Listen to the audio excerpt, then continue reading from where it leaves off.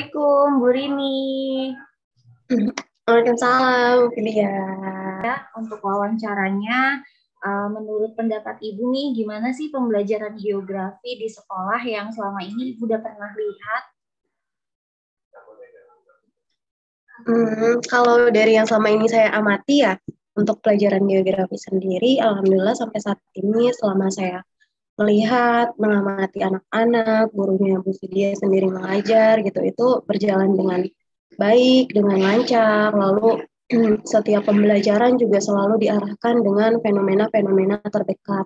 Gitu. Jadi anak-anak pun merasa apa yang dipelajari dalam geografi ini sangat dekat dengan mereka karena tidak terlalu jauh lingkungannya dengan mereka dan diskusi pun selalu berjalan dengan lancar, mau itu antara murid dengan murid ataupun guru dengan murid itu sendiri. Seperti itu, Vidya.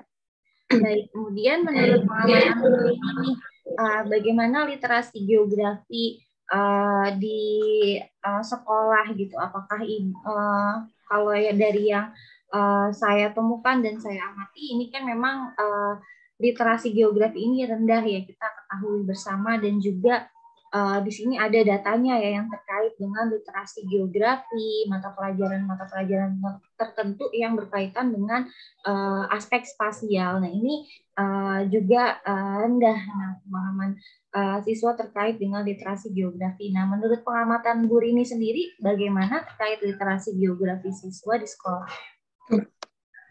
Baik, kalau literasi fisik geografi memang sejauh ini masih ditemukan banyak kebingungan dari anak-anak ya Bu. Kayak misalnya masih ada pertanyaan, Bu, toilet perempuan di sebelah mana? Apalagi kalau misalnya mereka masih awal masuk atau misalnya belum pernah ke satu tempat tersebut, pasti perpustakaan di mana gitu atau lab di mana, dan biasanya pun nanyanya di sebelah kanan atau di sebelah kiri gitu, terus harus ke arah mana gitu. Jadi mungkin terkait dengan literasi geografi ini masih ditemukan kekurangannya gitu. Anak-anak juga masih sulit untuk membedakan kalau misalnya dia bilang ke arah itu turun terus nanti ke arah selatan atau ke arah barat, itu kemana ya Bu gitu. Masih ditemukan hal-hal seperti itu. Lalu ketika membahas di kelas pun, misalnya membahas terkait dengan peta, konsep, itu juga kadang masih kebingungan, ini daerah mana, ini arah utara itu sebelah mana, seperti itu. Ya. Baik, Bu Rini. Menurut Bu Rini, mengapa literasi geografi pada siswa ini rendah, Bu? Jadi menurut pengamatan Ibu sendiri ya, kenapa rendahnya literasi geografi ini bisa terjadi? Oke, kalau menurut saya, mesti di era yang digital sekarang gitu, apa-apa anak-anak bisa bertanya langsung kepada Google, terus bisa mengandalkan handphone mereka, gitu. Jadi mungkin terkait dengan kemajuan teknologi juga, kemana-mana mereka tidak perlu untuk melihat atau menghafal, oh kalau misalnya mau ke arah sini harus lewat selatan, terus belok lagi ke utara, lewat lagi ke barat gitu. Mereka hanya tinggal mencari di maps tujuan yang mereka mau, lalu tinggal bahkan bisa untuk mendengarkan lewat headset gitu, langsung tinggal menjalankan atau ikuti arahan-arahannya aja gitu, tanpa mereka harus mencari tahu barat sebelah mana, utara sebelah mana, selatan sebelah mana. Gitu. Begitu juga dengan ketika di sekolah itu mereka bisa langsung bertanya gitu tanpa harus udahlah Bu sebut aja misalnya utara di sebelah mana, ke kanan atau ke kiri, seperti itu. Jadi mungkin lebih ke hal-hal yang mudah bagi mereka, praktis untuk teman-teman mengerti gitu. Baik, kemudian terima kasih Bu Rini. Kemudian terkait dengan teknologi ya, tadi Bu Rini menyinggung terkait dengan penggunaan teknologi pada siswa. Nah, Bu Rini dalam pembelajaran juga kan geografi sudah menerapkan TPEC ya, Technological, Pedagogical, Content Knowledge. Nah, di mana dalam pembelajaran ini sudah mengintegrasikan antara teknologi dengan sistem pembelajaran di dalam kelas. Nah, akan tetapi nih Bu Rini, yang saya temukan dalam kelas saya. Nah, ini banyak sekali ya kejadian ketidakdisiplinan siswa dalam penggunaan gadget. Misal, ketika kita menggunakan software atau aplikasi tertentu, nah biasanya ada siswa nih yang ketika kita lagi meriksa cek yang siswa yang lain, nah dia buka tab lain gitu atau buka aplikasi yang lain gitu yang tidak sesuai dengan instruksi kita. Nah, kalau di dalam pembelajaran Bu Rini sendiri, apakah itu juga ditemukan atau ketika Bu Rini sedang mengobservasi pembelajaran geografi, nah dalam hal ini apakah Bu Rini juga pernah menemukan kejadian seperti ini terkait dengan tipek yang mendistraksi pembelajaran siswa terkait dengan kedisiplinan Bu Rini? Oke, jadi kalau yang seperti itu masih banyak kita temuin ya Bu ya, bahkan mungkin nggak di geografi aja, dan jujur di pelajaran saya pun saya masih menemukan hal-hal yang seperti itu gitu. Maksudnya banyak sekarang mau itu kuis dalam pembelajaran, terus ulangan harian, kita sekarang sudah mulai menggunakan handphone gitu untuk anak-anak. Dan seringkali kalau misalnya kita sedang awasi atau sedang lengah, tiba-tiba mereka bukanya kolom chat dengan teman yang lain gitu. Jadi memang hal-hal seperti itu masih ditemukan di pembelajaran saya pun juga seperti itu. Gitu mungkin karena balik lagi tadi mereka lahir di era digital gitu. Jadi ketika mereka memegang handphone, terus apalagi ketika mereka merasa tugas mereka di dalam pelajaran itu sudah selesai, sedangkan handphone masih mereka pegang, itu pasti mendiktasi mereka untuk membuka hal-hal yang lain. Gitu. Jadi itu masih ditemukan sampai saat ini. Dan di pelajaran saya pun seperti itu.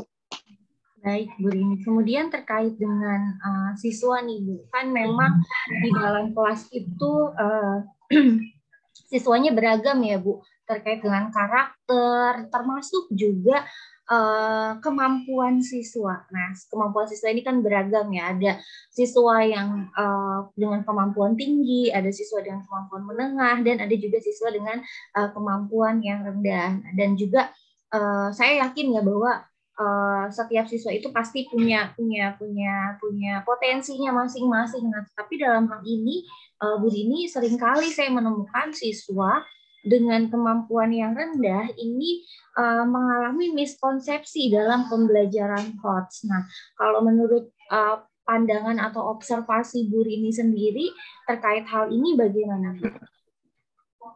Oke, baik.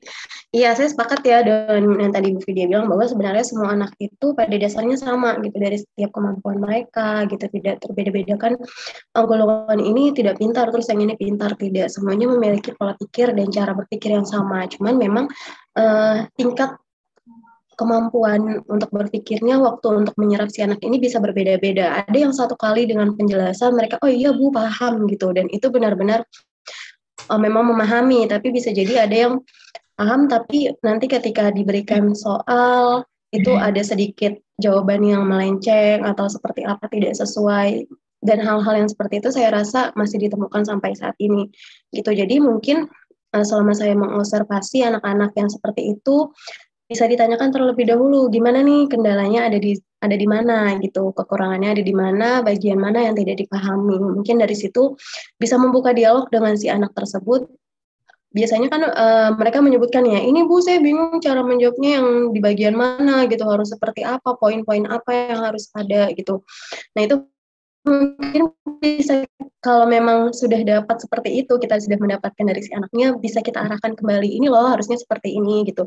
Dan kalau memang masih 2 kali belum cukup, bisa lagi nanti untuk di pertemuan selanjutnya kita arahkan kembali 3 kali, berulang sampai si anak ini benar-benar memahami bagaimana cara pembelajaran atau tingkat berpikir HOTS itu sendiri. Seperti itu, Vidya.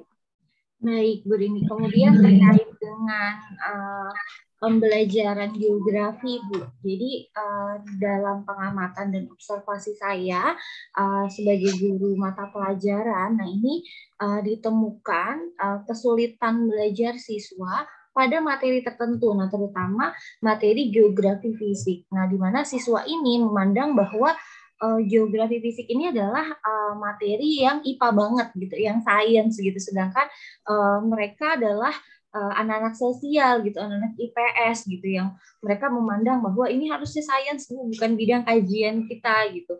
Nah, walaupun saya juga sudah selalu memotivasi siswa nih Bu Rini terkait dengan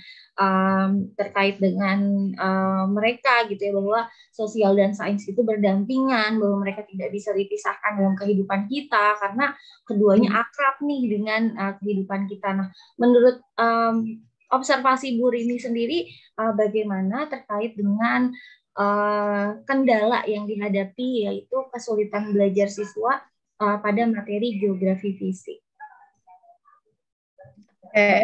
Iya mungkin saya juga anak sosial ya Bu, dan Bu Fidi juga anak sosial, mungkin lebih mengerti. Kita kan ambil sosial justru biar untuk menjauhkan dari hitung-hitungan gitu. Justru kenapa nih pas ketemu geografi malah ketemu hitung-hitungan gitu. Itu juga memang saya temukan beberapa kali di dalam keluhan siswa-siswa ini, Bu, susah banget deh, kenapa sih harus ada hitung-hitungan pakai rumus lagi gitu kan.